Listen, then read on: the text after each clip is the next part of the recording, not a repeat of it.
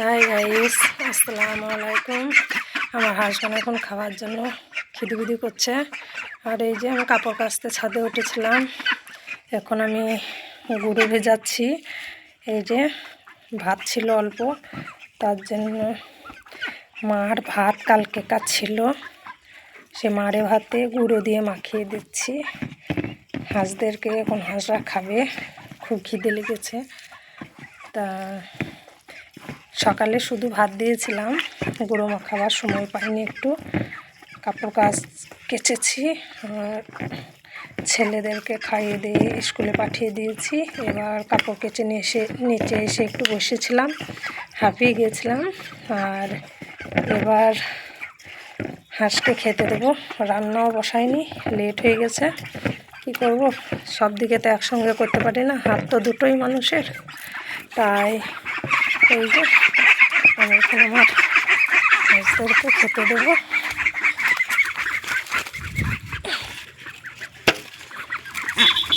এই যে আমি আমার হাঁসটা খেতে দেবো। সব খেতে পারবি তোরা?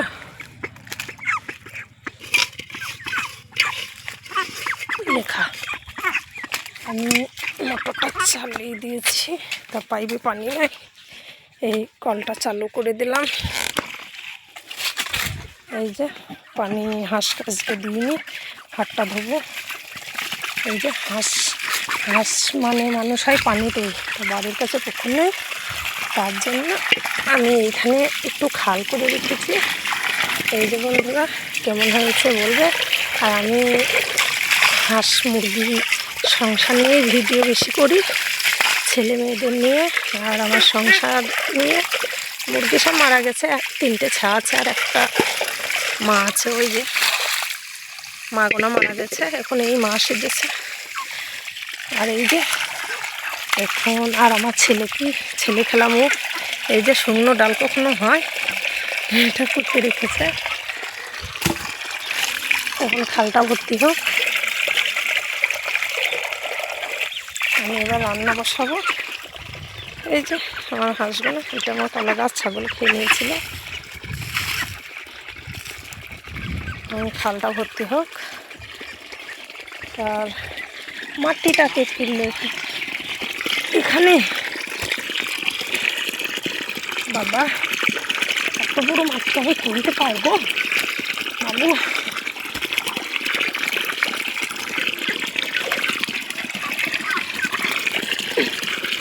যা, ভেঙে গেল, আর পাচ্ছি না। এই যে একটু পানি দেবো, আর হাঁসগুলো দেখবেন বন্ধুরা কীভাবে খাবে। কর কর কর কর কর কর কর কর কর কর কর।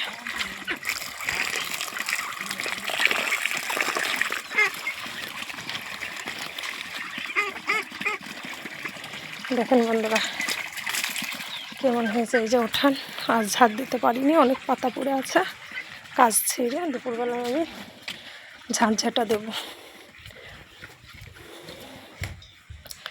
আর এই যে আমি রান্না বসাবো। গ্যাসের চুলোটাও নোংরা হয়েছে, কালকে তরকারি করতে যেয়ে ঝোল পড়ে গেছিল। এবার আমি চাল বের করব।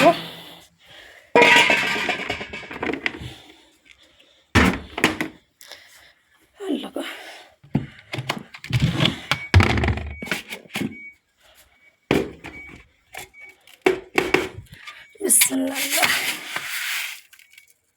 এই চালটুকু রানলে আমরা খেতে পারবো না,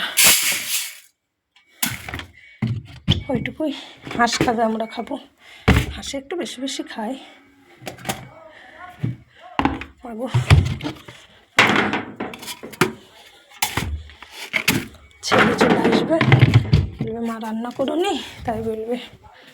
তা আমি এখন চাল ধরতে যাব।